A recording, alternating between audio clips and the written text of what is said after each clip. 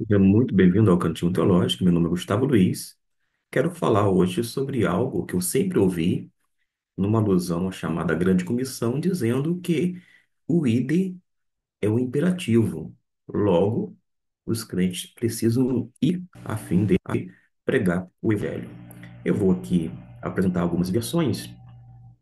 A nova versão internacional diz: portanto, vão e façam discípulos de todas as nações, batizando-os em nome do Pai, do Filho e do Espírito Santo. Na sequência, nós temos a nova tradução na linguagem de hoje que fala: portanto, vão e façam discípulos de todas as nações, batizando em nome do Pai e do Filho e do Espírito Santo. A versão padrão inglesa: ide, portanto, fazer discípulos de todas as nações, batizando-os em nome do Pai, do Filho e do Espírito Santo. Na sequência beriana também fala ide. Nós temos aqui a King James, a nova versão, que fala também ide. Enfim, nós temos várias versões que vai falar sobre ide. Acontece que quando a gente vai para o texto grego, a gente tem algumas informações que são importantíssimas. Eu vou aqui projetar agora o texto em grego do versículo 19 do capítulo 28 de Mateus, que fala justamente sobre a chamada grande comissão. Primeiro, eu quero analisar sucintamente a respeito desta palavra que é traduzido como ide em muitas das nossas versões, mas não todas, naturalmente. Quando a gente vai para este verbo, que é traduzido como ide no português, a versão aqui, em termos de possibilidade, está como tendo ido. Já muda um pouquinho a noção textual. Mas nós temos o que é um verbo aoristo particípio passivo. Este é o caso nominativo masculino plural. O que a gente precisa saber é que, como o particípio não é o verbo principal da frase, ele vai funcionar como uma ação que acompanha a ação principal. Por isso, pode ser traduzido como indo, ou ainda ao irem, ou até ide, embora esta última seja uma forma mais imperativa e interpretativa. Nós temos, na verdade, em muitas versões, mais uma interpretação do autor sobre o vocábulo grego do que necessariamente uma tradução mais próxima do que nós estamos aqui analisando nesse momento. Isto é importante porque o ide não é um imperativo, não é uma ordem. Quando se fala em missões, quer local, nacional, quando não transculturais, a gente tem observado, você pode ir, se você não ir, você pode contribuir financeiramente, você pode orar, ou seja, tem essas maneiras de contribuir com a obra missionária.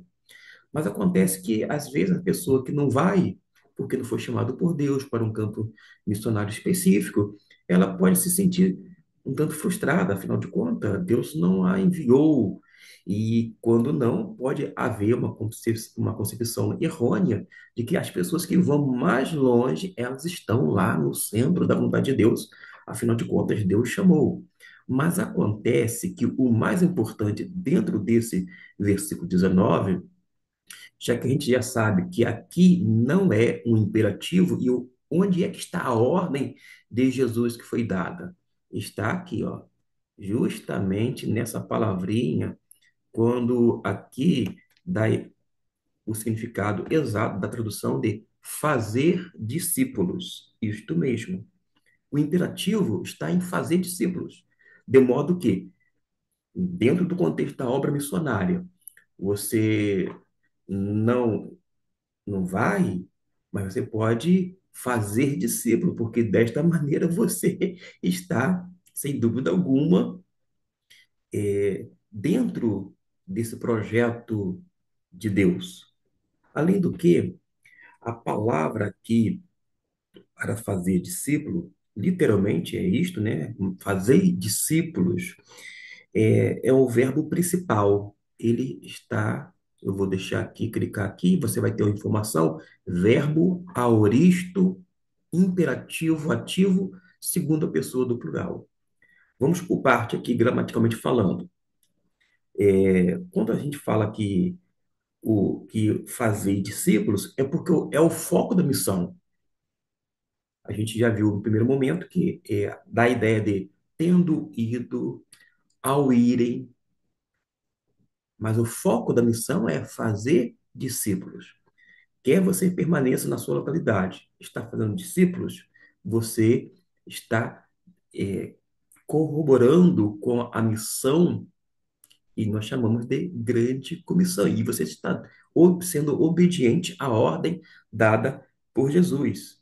Você está fazendo discípulo na sua localidade e está contribuindo para que missionários cheguem a lugares mais longes, mais distantes. Você também está contribuindo. Você ora pela obra missionária de igual modo. Nós temos aqui fazer discípulos como a ordem dada por Jesus. Verbo, aoristo, imperativo, ativo, ou seja, a função aqui do verbo, e esse verbo como principal da sentença, mostra que é o mandamento central, fazer discípulos, ou seja, o imperativo recai sobre essa ação. A missão não é meramente ir, mas fazer discípulos. E qual é a aplicação teológica e missional disto? A ênfase de Jesus não está apenas em ir, mas em fazer discípulos. O ir, meus irmãos, é necessário, mas o foco é o discipulado, é fazer discípulo. Assim, a ideia pode ser: enquanto vocês vão, por onde forem, façam discípulo de todas as nações. Desta maneira, isso nos ajuda a compreender melhor e dentro da questão levantada agora, mas à luz das implicações gramaticais deste texto. Que Deus abençoe ricamente a sua vida e que você possa, a despeito de ir para um lugar bem distante a fim de pregar o evangelho, mas enquanto permanecer na sua localidade, fazer discípulos, porque assim você está obedecendo categoricamente a pessoa bendita de Cristo Jesus.